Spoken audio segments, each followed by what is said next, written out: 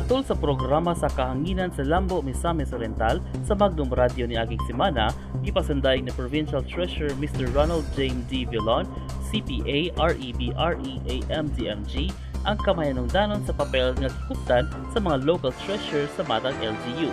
Pinaagi sa RA 7160 kung Local Government Code ng gipanguluhan sa principal author ni ini si former Senator Nene Pimentel nga nagkahatag kay gayunan sa pagbalhin sa kontrol ug responsibilidad sa paghatod sa mga batakang serbisyo ngadto sa mga kamot sa mga local government units gikan sa national nga panggobyerno. Gisulti ni Mr. Violon ang mga katungdanan ug mga responsibilidad sa mga local treasurers nga sila maoy gitahasan sa pagkolekta sa mga local revenue sa usa ka LGU mapa probinsya, munisipyo, dakbayan ug barangay.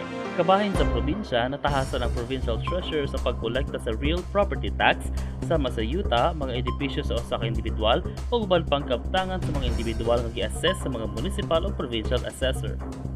Ang Provincial Treasurer usab ang natahasan sa pagdumala sa mga pondo sa probinsya, pagpahibalo sa gobernador ug miyembro sa sangguniang panlalawigan, kabahin sa sitwasyon sa panudlanan, ug usab ang pag-certify sa availability of funds and accountable forms.